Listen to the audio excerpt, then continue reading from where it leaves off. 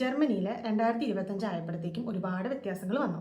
അത് ഇമിഗ്രേഷൻ ലോസിൽ വ്യത്യാസം വന്നു, ട്രാൻസ്പോർട്ടേഷനിൽ, ടാക്സേഷനിൽ, ഹെൽത്ത് ഇൻഷുറൻസിൽ. ഒരു നെഗറ്റീവ് സൈഡായിട്ട് കേൾക്കുന്നതാണ് നമ്മുടെ ലിവിങ് എക്സ്പെൻസസ് കൂടുന്നു. സ്കിൽഡ് വർക്കേഴ്സ് ഇവിടെ വന്നു കഴിഞ്ഞ് കഴിയുമ്പോൾ ആദ്യത്തെ 3 വർഷം അവരുടെ ആ സാലറി എന്ന് പറയുന്നത് ടാക്സ് ഫ്രീ ആയിരിക്കും എന്നും പറയുന്നുണ്ട്.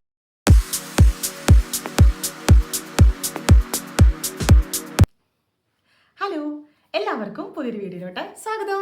കുറച്ച് നാളായിട്ട് ഞാൻ വീഡിയോ ഒന്നും ചെയ്യുന്നുണ്ടായിരുന്നില്ലായിരുന്നു. ചില സാങ്കേതിക തകരാറുകൾ കാരണം എനിക്ക് അങ്ങനെ വീഡിയോ കണ്ടിന്യൂസ് ആയിട്ട് എടുക്കാൻ പറ്റിയില്ല. പക്ഷേ ഇനി എനിക്ക് കണ്ടിന്യൂസ് ആയിട്ട് അപ്ഡേറ്റഡ് ആയിട്ട് വീഡിയോ ഒക്കെ ഇട്ട് പോകണമെന്നാണ് ആഗ്രഹം. 2025 സ്റ്റാർട്ട് ചെയ്ത സമയത്ത് ഞാൻ ഒരുപാട് ആഗ്രഹിച്ചതാണ്. ഇപ്പോൾ ഇവിടെ ഞാനിങ്ങനെ അന്വേഷിച്ച് കഴിഞ്ഞപ്പം ഒരുപാട് ചേഞ്ചസ് ഒക്കെ ജർമ്മനിയിൽ വരുന്നുണ്ടെന്ന് പറഞ്ഞു. ഇമിഗ്രേഷൻ ലോസ് ആയിട്ടും അങ്ങനെ ഇങ്ങനെ പല പല പല പല വ്യത്യാസങ്ങൾ വരുന്നു. അത് ചിലത് നമ്മൾ ഫോറിനർ എന്നുള്ള രീതിക്ക് നമുക്ക് ഒരുപാട് ബുദ്ധിമുട്ടുകൾ ഉണ്ടാക്കുന്നതാണെന്നും ചിലത് നമുക്ക് ഉപകാരപ്രദമാണെന്നും അങ്ങനെ അവിടെ നിന്ന് ഇവിടുന്ന് ഒക്കെ കരക്കമ്പി കേൾക്കുന്നുണ്ടായിരുന്നു. അപ്പം അതിൻ്റെ റിയാലിറ്റി എന്താണെന്ന് അറിയണമെന്നുണ്ടെങ്കിൽ നമ്മൾ 2025 ആവാൻ കാത്തിരുന്നേ പറ്റുമായിരുന്നുള്ളൂ. അപ്പം 2025 ആയി കഴിഞ്ഞ സമയത്ത് എനിക്ക് അങ്ങനെ അപ്ഡേറ്റ് ആയിട്ട് പോകാൻ പറ്റിയില്ല. അപ്പം ഞാനാണെങ്കിൽ റീസെൻ്റ്ലി ഇങ്ങനെ നോക്കുമായിരുന്നു എന്തൊക്കെ ചേഞ്ചസ് ആണ് വന്നത്. നമുക്ക് വല്ല പണിയും കിട്ടുന്ന ചേഞ്ചസ് ആണോ നമുക്ക് അറിയണമല്ലോ. അങ്ങനെയാണെങ്കിൽ അതനുസരിച്ച് നമുക്ക് പ്ലാൻ ചെയ്യണമല്ലോ. അത് കാരണം അങ്ങനെ നോക്കി കഴിഞ്ഞ് കഴിഞ്ഞപ്പം അതിനെ സംബന്ധിച്ച് അങ്ങനെ ഒരുപാട് ഡീറ്റെയിൽ ആയിട്ടുള്ള വീഡിയോസ് കാര്യങ്ങളൊന്നും കണ്ടില്ല. അപ്പം ഞാൻ ഓർത്തു അങ്ങനെയാണെന്നുണ്ടെങ്കിൽ ഞാൻ ഒരെണ്ണം ചെയ്യാം. എനിക്ക് തന്നെ ആവശ്യമുണ്ട് എന്തൊക്കെ വ്യത്യാസങ്ങളാണ് വന്നേക്കുന്നതെന്ന് അറിയാൻ വേണ്ടിയിട്ട്. അപ്പം ഞാനതൊരു വീഡിയോ ആയിട്ട് ചെയ്യുവാണെന്നുണ്ടെങ്കിൽ അങ്ങനെ ജർമ്മനിക്ക് വരാൻ ആഗ്രഹിക്കുന്നവർക്കും അല്ലെങ്കിൽ ഇവിടെ ഉള്ളവർക്കൊക്കെ അതൊരു ഉപകാരപ്രദമാകുമല്ലോ. ഞാൻ ആദ്യം പറഞ്ഞ പോലെ ജർമ്മനിയിൽ 2025 ആയപ്പോഴത്തേക്കും ഒരുപാട് വ്യത്യാസങ്ങൾ വന്നു. അത് ഇമിഗ്രേഷൻ ലോസിൽ വ്യത്യാസം വന്നു, ട്രാൻസ്പോർട്ടേഷനിൽ, ടാക്സേഷനിൽ, ഹെൽത്ത് ഇൻഷുറൻസിൽ, അങ്ങനെ ഒരുപാട് ഭാഗങ്ങളിൽ ഒരുപാട് വ്യത്യാസങ്ങൾ വന്നു. നിങ്ങൾക്കറിയാം ഇപ്പോൾ ഇവിടെ സ്കിൽഡ് വർക്കേഴ്സിന് അവരൊരുപാട് ആവശ്യമുണ്ട് ശരിക്കും പറഞ്ഞാൽ. അപ്പോൾ അങ്ങനെ അവരുടെ വരവ് വേറെ രാജ്യങ്ങളിൽ നിന്ന് എളുപ്പമാക്കാൻ വേണ്ടിയിട്ട് കുറേ കാര്യങ്ങളൊക്കെ ചെയ്യുന്നു. അതുപോലെ ഇപ്പോൾ ഇവിടെ കേൾക്കുന്നതെന്ന് വെച്ചാൽ സ്കിൽഡ് വർക്കേഴ്സിനെ ഇങ്ങോട്ട് കൊണ്ടുവരാൻ വേണ്ടിയിട്ട് ഗവൺമെൻറ് ഒരുപാട് കാര്യങ്ങൾ ചെയ്യുന്നു. അതുപോലെ തന്നെ വേറൊരു നെഗറ്റീവ് സൈഡായിട്ട് കേൾക്കുന്നതാണ് നമ്മുടെ ലിവിങ് എക്സ്പെൻസസ് കൂടുന്നു. അപ്പോൾ അതിനെ ഒന്ന് കൺട്രോൾ ചെയ്യാനൊക്കെ ആയിട്ട് ഇവർ എന്തൊക്കെയോ ചെയ്യാൻ പോകുന്നു എന്നൊക്കെ കേൾക്കുന്നുണ്ട്. അപ്പോൾ അതെന്തൊക്കെയാണെന്ന് നമുക്കൊന്ന് നോക്കാം. നമുക്ക് ഏറ്റവും ഇൻട്രസ്റ്റിംഗ് ആയിട്ടുള്ള കാര്യം എന്താ, നമുക്ക് എങ്ങനെ ഈസി ആയിട്ട് വരാൻ പറ്റുമെന്ന്. അപ്പം നിങ്ങൾക്കറിയാം 2020 ഇവിടെ സ്കിൽഡ് ഇമിഗ്രേഷൻ ആക്ട് കൊണ്ടുവന്നത്. അതിനുശേഷം ഓരോ വർഷം കൂടുന്തോറും ഇവർ ഓരോരോ അപ്ഡേറ്റ്സ് അതിനും കാര്യങ്ങളൊക്കെ ആയിട്ട് വരുത്തുന്നുണ്ട്.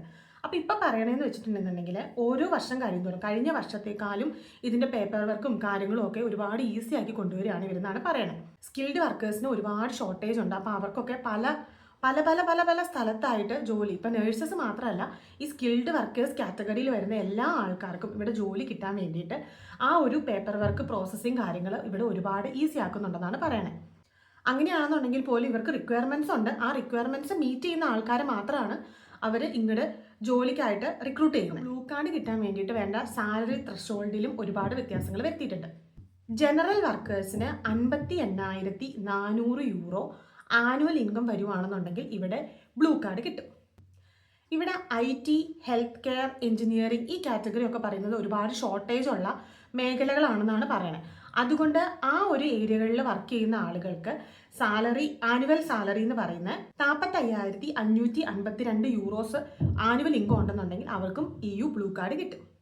പിന്നെ പറയുന്ന ഒരു കാര്യം എന്ന് വെച്ചിട്ടുണ്ടെന്നുണ്ടെങ്കിൽ നമ്മൾ സ്കിൽഡ് വർക്കേഴ്സ് ഇവിടെ വന്നു കഴിഞ്ഞ് കഴിയുമ്പം ആദ്യത്തെ 3 വർഷം അവരുടെ ആ സാലറി എന്ന് പറയുന്നത് ടാക്സ് ഫ്രീ ആയിരിക്കും എന്നും പറയുന്നുണ്ട്. പക്ഷേ ഇതൊക്കെ ഇംപ്ലിമെൻറ്റഡ് ആയോ എന്നൊന്നും അറിഞ്ഞുകൂടാ. പക്ഷേ അവരുടെ പ്ലാനിൽ ഇങ്ങനത്തെ കാര്യങ്ങളൊക്കെ വരുന്നുണ്ട്. പിന്നെ പറയണത് എന്താണെന്ന് വെച്ചിട്ടുണ്ടെന്നുണ്ടെങ്കിൽ ഇങ്ങനത്തെ കാര്യങ്ങളൊക്കെ വന്നു കഴിഞ്ഞ് കഴിയുമ്പം ഒരുപാട് ആൾക്കാർ അട്രാക്റ്റഡ് ആവുമല്ലോ ജർമ്മനിയിൽ വരാൻ വേണ്ടിയിട്ട്. ഇപ്പോൾ ടാക്സ് ഒന്നും കൊടുക്കാതെ 3 വർഷം എന്ന് പറയുമ്പോൾ തന്നെ എത്ര സാലറിയാണ് നമുക്ക് കയ്യിൽ കിട്ടുക. അപ്പം അത് കാരണം കുറേ ആൾക്കാർ ഇൻട്രസ്റ്റഡ് ആകുമെന്നും ഇങ്ങോട്ട് വരുമെന്നും അങ്ങനെയൊക്കെയാണ് ഇവർ പ്രതീക്ഷിക്കുന്നത്. കാരണം ഞാൻ ആദ്യം പറഞ്ഞില്ലേ IT, ഹെൽത്ത് കെയർ, അതുപോലെ എഞ്ചിനീയറിംഗ് മേഖല എന്നൊക്കെ പറഞ്ഞാൽ അവിടെയൊക്കെ ഒരുപാട് ഷോർട്ടേജ് ഉണ്ട് ആളുകൾക്ക്. അപ്പം കൂടുതൽ ആളുകൾക്ക് വരാനുള്ള ഒരു ഓപ്പർച്യൂണിറ്റി ആകും, അവർക്ക് ഇൻട്രസ്റ്റും ആകും. ജർമ്മനിയുടെ ടാക്സ് സിസ്റ്റത്തിൽ ഒരുപാട് വ്യത്യാസങ്ങൾ വരും. എന്ന് വെച്ചാൽ നമ്മൾ അടയ്ക്കേണ്ട ടാക്സിൻ്റെ അളവ് കുറച്ച് കുറയും. അതും ഇവർ കുറേ ഫോറിനേഴ്സിനെ ആകർഷിക്കാൻ വേണ്ടിയിട്ട് ചെയ്യുന്നതാണ്.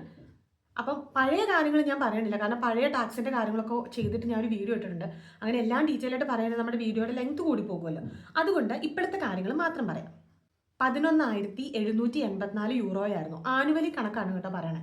അത് അത്രയായിരുന്നു ഉണ്ടായിരുന്നത് കഴിഞ്ഞ വർഷം. പക്ഷേ ഈ വർഷം 12,084 യൂറോ ആണ് നമ്മുടെ ആനുവൽ സാലറി എന്നുണ്ടെങ്കിൽ അതുവരെ ഉള്ളവർക്ക് ടാക്സ് പേ ചെയ്യേണ്ട. ജർമ്മനിയിൽ ഏറ്റവും കൂടുതൽ ടാക്സ് പേ ചെയ്യുന്നതാണ് 42% ടാക്സ് വരുന്നത്. 42% ടാക്സ് പേ ചെയ്യേണ്ടിയിരുന്നത് ആനുവൽ സാലറി 66,761 യൂറോസ് മുതൽ സാലറി കിട്ടുന്ന ആളുകളായിരുന്നു അത് പേ ചെയ്യേണ്ടിയിരുന്നത്. പക്ഷെ അത് 2025 മുതൽ 68,430 യൂറോ ആനുവൽ സാലറി കിട്ടുന്ന ആൾക്കാർ തൊട്ട് ഈ 42% ഏറ്റവും കൂടിയ ടാക്സ് പേ ചെയ്താൽ. ജർമ്മനിയിൽ മിനിമം സാലറി ഉണ്ടായിരുന്നു, ഒരു അവറിൽ എത്ര സാലറി ഒരാൾക്ക് കിട്ടണം എന്നുള്ളത്. 2024 അത് ഒരു മണിക്കൂറിന് 12 യൂറോ 41 ആയിരുന്നു ഉണ്ടായിരുന്നത്.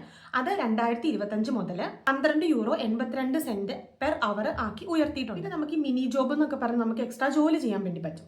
ആ ജോലി ചെയ്യുന്ന സമയത്ത് നമുക്ക് മാസം കിട്ടിക്കൊണ്ടിരുന്ന സാലറി എന്ന് പറയുന്നത് 2024 538 യൂറോ ആയിരുന്നു ഉണ്ടായിരുന്നത്. അതിപ്പം 2025 ആയി കഴിഞ്ഞ് കഴിഞ്ഞപ്പം 556 പെർ മന്ത് ആക്കി ഉയർത്തിയിട്ടുണ്ട്.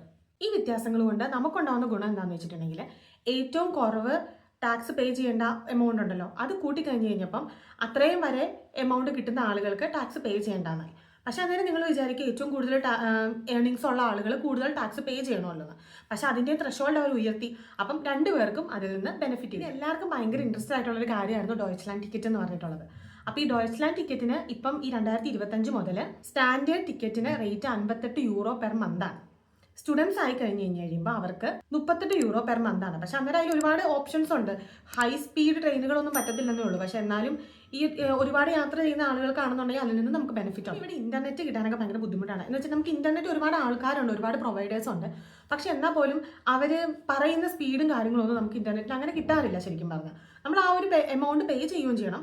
ആ സമയത്ത് അവർ പറയണം നമുക്ക് കോൺട്രാക്റ്റും കാര്യങ്ങളാണ് കേട്ടോ. ഇവിടെ ഇപ്പം ഇന്റർനെറ്റ് എടുക്കുന്ന സമയത്ത് കോൺട്രാക്റ്റും കാര്യങ്ങളും നമ്മൾ വീട്ടിലേക്ക് വൈഫ് എടുക്കുകയാണെങ്കിൽ കോൺട്രാക്റ്റ് ആണ്. എന്ന് വെച്ചാൽ ഇപ്പോൾ 2 വർഷത്തേക്ക് അല്ലെങ്കിൽ 3 വർഷത്തേക്കൊക്കെ കോൺട്രാക്റ്റ് വന്നു കഴിഞ്ഞ് കഴിയുമ്പോൾ ഇതിൻ്റെ ഇടയ്ക്ക് നമുക്കിത് ബ്രേക്ക് ചെയ്യാൻ പറ്റില്ല. ഈ 2 വർഷം അല്ലെങ്കിൽ 3 വർഷം കാലാവധി കഴിഞ്ഞ് കഴിയുമ്പോൾ മാത്രമേ നമുക്കത് ബ്രേക്ക് ചെയ്യാൻ പറ്റത്തുള്ളൂ. അല്ലെങ്കിൽ പെനാൽറ്റീസും കാര്യങ്ങളൊക്കെ ഉണ്ടാവും. അപ്പം നമുക്കിപ്പോൾ ഇത്ര സ്പീഡ് കിട്ടും എന്ന് ഓർത്ത് നമ്മളൊരു സ്ഥലത്ത് ചെന്ന് അത് ചെയ്തതിന് ശേഷം നമുക്കത് കിട്ടാതിരുന്ന് കഴിഞ്ഞ് കഴിയുമ്പോൾ ഓട്ടോമാറ്റിക്കലി നമുക്ക് ഫ്രസ്ട്രേറ്റഡ് ആവും. നമ്മളെല്ലാവരും ഫ്രസ്ട്രേറ്റഡ് ആവും, നമുക്ക് എല്ലാവർക്കും കംപ്ലയിൻസ് ഉണ്ടാവും. അപ്പോൾ അതിനൊന്നും നമുക്കൊന്നും ചെയ്യാൻ പറ്റില്ലായിരുന്നു. കാരണം അങ്ങനെ സ്ലോ ആണെങ്കിൽ സ്ലോ ആണ്, അതല്ലാതെ നമുക്കൊന്നും ചെയ്യാൻ പറ്റുന്നുണ്ടായിരുന്നില്ലായിരുന്നു. പക്ഷേ ഇപ്പം 2025 ഈ ഇന്റർനെറ്റിന്റെ കാര്യങ്ങൾക്കെല്ലാം ആയിട്ട് പുതിയ ലോസും റൂൾസും ഒക്കെ കൊണ്ടുവന്നിട്ടുണ്ട്. അപ്പോൾ അതിൽ നിന്ന് നമുക്ക് ഒരുപാട് ബെനിഫിറ്റ് ചെയ്യാം. എന്ന് വെച്ചിട്ടുണ്ടെങ്കിൽ ഇപ്പം നമുക്ക് ഈ കോൺട്രാക്ട് ബ്രേക്ക് ചെയ്യാം. കണ്ടിന്യൂസ്ലി നമുക്ക് സ്ലോ സ്പീഡ് ഇന്റർനെറ്റ് ആണ് കിട്ടുന്നത്. നമ്മൾ ആ കോൺട്രാക്റ്റിൽ പറഞ്ഞിരിക്കുന്ന സ്പീഡുള്ള ഇന്റർനെറ്റ് നമുക്ക് കിട്ടുന്നില്ലെന്നുണ്ടെങ്കിൽ നമുക്ക് കോൺട്രാക്ട് ബ്രേക്ക് ചെയ്യാൻ പറ്റും. അതുപോലെ അങ്ങനെ വന്നു കഴിഞ്ഞ് കഴിയുമ്പം ഈ പ്രൊവൈഡേഴ്സ് ഒരുപാട് അക്കൗണ്ടബിൾ ആകുമല്ലോ ഇങ്ങനത്തെ കാര്യങ്ങളൊക്കെ. അവർ ഇത്ര സ്പീഡ് എന്ന് പറഞ്ഞാൽ അവരത് ചെയ്തേ പറ്റുള്ളൂ. പിന്നെയാണെന്നുണ്ടെങ്കിൽ ഈ ഇന്റർനെറ്റ് സ്പീഡ് അവർ പറയുന്ന സ്പീഡ് ഉണ്ടോ എന്ന് അറിയാൻ വേണ്ടിയിട്ട് ഗവൺമെന്റ് തന്നെ ഓരോ ടൂൾസും കാര്യങ്ങളൊക്കെ ഉണ്ടാക്കുന്നുണ്ട്. അപ്പം കറക്റ്റായിട്ട് അറിയാൻ പറ്റുമല്ലോ അവർ ആ പറയുന്ന കോൺട്രാക്റ്റിൽ പറയുന്ന സ്പീഡും കാര്യങ്ങളും അവർ പറയുന്ന എല്ലാ കാര്യങ്ങളും നമുക്ക് കിട്ടുന്നുണ്ടോ എന്ന് ഉറപ്പുവരുത്താൻ പറ്റും. പിന്നെയാണ് ബാങ്ക് ട്രാൻസാക്ഷനിലെ ചേഞ്ചസും കാര്യങ്ങളും വരുന്നത്. എന്ന് വെച്ചാൽ ഇപ്പം നമ്മളിപ്പം നിലവിലത്തെ സാഹചര്യത്തിൽ നമ്മളൊരു ബാങ്ക് ട്രാൻസാക്ഷൻ നടത്തുകയാണെന്ന് വിചാരിക്കാം. അങ്ങനെയാണെന്നുണ്ടെങ്കിൽ ഒരു ട്രാൻസാക്ഷന് ഏകദേശം 50 സെൻറ്റ് മുതൽ 1 യൂറോ 50 സെൻറ്റ് വരെയുള്ള ഫീസ് വരുന്നുണ്ട് നമ്മൾ ഒരു ട്രാൻസാക്ഷൻ നടത്തുന്നതിന്. അത് ഓരോ ബാങ്കും വ്യത്യാസപ്പെട്ടായിരിക്കും കേട്ടോ. പക്ഷേ 2025 അതൊക്കെ സ്റ്റാൻഡേർഡൈസ്ഡാവുകയാണ്. ഇൻസ്റ്റൻറ്റ് ട്രാൻസാക്ഷൻസിന് 50 സെൻറ്റ് മുതൽ 1 യൂറോ 50 സെൻറ്റ് വരെ നമ്മൾ പേ ചെയ്യേണ്ടി വരുന്നുണ്ട്. അത് ഡിപ്പെൻഡ് ചെയ്യുന്ന ബാങ്ക്, അതുപോലെ നമ്മൾ എത്ര എമൗണ്ട് ആണ് നമ്മൾ ട്രാൻസാക്ഷൻ നടത്തുന്നത് അതിനൊക്കെ ഡിപ്പെൻഡ് ചെയ്തിരിക്കും. അതുപോലെ ഇപ്പം നമ്മളൊരു ഷെഡ്യൂൾഡ് ട്രാൻസ്ഫർ ചെയ്യുവാണെന്ന് വിചാരിക്കാം, അല്ലെങ്കിൽ സ്റ്റാൻഡേർഡ് ട്രാൻസ്ഫർ ചെയ്യാം. അപ്പോൾ അതിന് അത്ര പേയ്മെൻറ്റ് ചെയ്യേണ്ട. പക്ഷേ അതിന് അത് കുറേ ദിവസം എടുക്കും അത് ചെന്നെത്താൻ വേണ്ടിയിട്ട്. അപ്പോൾ അതൊക്കെ ഒരു ഡെവലപ്ഡ് കൺട്രി എന്ന് പറഞ്ഞു കഴിയുമ്പോൾ അത് മോശമാണല്ലോ ശരിക്കും. അപ്പോൾ അതുകൊണ്ടൊക്കെയാണ് അവർ 2025 വ്യത്യാസം വരുത്തുന്നത്. ഈ ഫ്രീ ഇൻസ്റ്റൻറ്റ് ട്രാൻസ്ഫേഴ്സ് എന്ന് വെച്ചാൽ നമ്മൾ ഇൻസ്റ്റൻ്റ് ആയിട്ട് ഇപ്പം ഒരു ട്രാൻസ്ഫർ നടത്തുകയാണെന്നുണ്ടെങ്കിൽ യൂറോ സോണിലുള്ള കൺട്രീസിലൊക്കെ ഇത് പൈസ കൊടുക്കാണ്ട് വെച്ചാൽ എക്സ്ട്രാ പേയ്മെൻറ്റ് ചെയ്യാതെ നമുക്ക് ചെയ്യാൻ പറ്റുമെന്നാണ് പറയണത്. അതുപോലെ ഇപ്പം ചില സമയത്തൊക്കെ നമ്മളിപ്പം ഒരു വെള്ളിയാഴ്ച ഒരു ബാങ്ക് ട്രാൻസ്ഫർ നടത്തുകയാണെന്നുണ്ടെങ്കിൽ അത് തിങ്കളാഴ്ച എത്തത്തുള്ളൂ. പക്ഷേ ഇപ്പോൾ പുതിയൊരു ഇതനുസരിച്ച് 24/7 ഇത് അവൈലബിൾ ആക്കാനാണ് ഇവർ നോക്കുന്നത്. എപ്പം അയച്ചാലും അപ്പം തന്നെ പ്രോസസ്സിംഗ് നടന്ന് ചെല്ലാൻ മതി. മാൻഡേറ്ററി ആയിട്ട് നമ്മൾ ഹെൽത്ത് ഇൻഷുറൻസ് എടുക്കണമെന്ന് നിങ്ങൾക്ക് എല്ലാവർക്കും അറിയാം. അത് പ്രൈവറ്റ് ഹെൽത്ത് ഇൻഷുറൻസ് ഉണ്ട്, പബ്ലിക് ഹെൽത്ത് ഇൻഷുറൻസ് ഉണ്ട്. 2024 റേറ്റ് അനുസരിച്ച് പബ്ലിക് ഹെൽത്ത് ഇൻഷുറൻസിന്റെ കാര്യങ്ങളും കുറച്ച് വ്യത്യാസങ്ങളൊക്കെ വരുന്നുണ്ട് 2025. 2024 എന്ന് പറഞ്ഞാൽ നമ്മുടെ ഇൻകത്തിന്റെ 14.6% ഇൻഷുറൻസിലേക്കുള്ള നമ്മുടെ ബേസിക് കോൺട്രിബ്യൂഷൻ എന്ന് പറയുന്നത്. അതുപോലെ ഒരു ആവറേജ് അഡീഷണൽ കോൺട്രിബ്യൂഷൻ ആയിട്ട് നമ്മളൊരു 1.7% ഫ്രം നമ്മുടെ സാലറി നമ്മൾ പേ ചെയ്യണമായിരുന്നു. പ്രൈവറ്റ് ഇൻഷുറൻസ് എന്ന് പറഞ്ഞു കഴിയുമ്പോൾ അത് ഏജും നമ്മുടെ എന്തൊക്കെ കവറേജ് വേണം അങ്ങനെ പല ഫാക്ടേഴ്സിനെ, ഇപ്പോൾ എന്തെങ്കിലും ഡിസീസ് കണ്ടീഷൻ നമുക്ക് ഉണ്ടോ അപ്പോൾ അതിനെയൊക്കെ ഡിപ്പെൻഡ് ചെയ്തിട്ട് അത് വ്യത്യാസം വരുമായിരുന്നു. ഈ 2025 എന്താണ് ചേഞ്ച് വന്നേക്കുന്നത് നോക്കാം.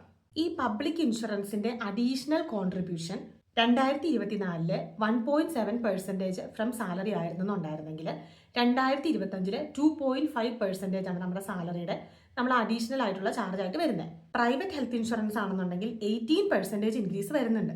അപ്പം ഇതിൻ്റെ കോസ്റ്റും കാര്യങ്ങളൊക്കെ കൂടുവാണ്. അപ്പോൾ അതെങ്ങനെ മിനിമൈസ് ചെയ്യാമെന്ന് വെച്ചിട്ടുണ്ടെങ്കിൽ നമ്മൾ എല്ലാം ഒന്ന് കമ്പയർ ചെയ്യുക. പല പല ക്രാങ്കൻ കാസകൾ ഉണ്ടാകുമല്ലോ, ഇൻഷുറൻസിൻ്റെ പ്രൊവൈഡ് ചെയ്യുന്ന ആളുകളുണ്ട്.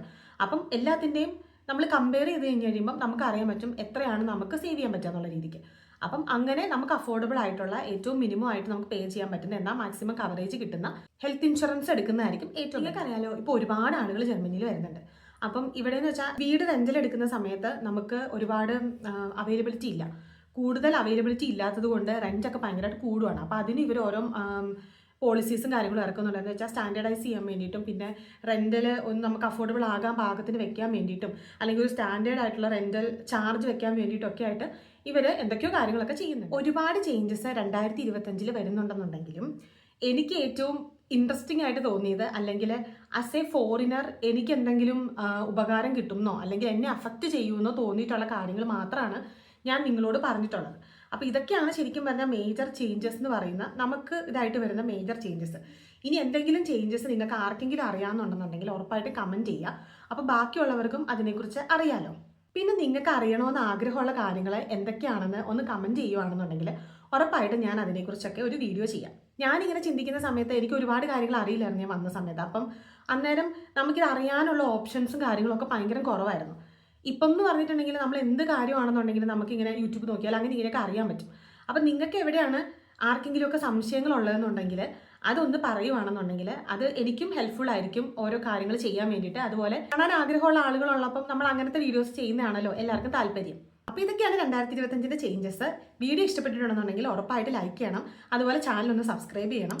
വീഡിയോ ഇൻഫോർമേറ്റീവ് ആകുമെന്നുള്ള ഫ്രണ്ട്സോ റിലേറ്റീവ്സോ അങ്ങനെ ആരെങ്കിലും ഉണ്ടെന്നുണ്ടെങ്കിൽ ഉറപ്പായിട്ട് അവർക്കൊന്ന് ഷെയർ ചെയ്ത് കൊടുക്കണം. അപ്പോൾ താങ്ക്സ് ഫോർ വാച്ചിങ്.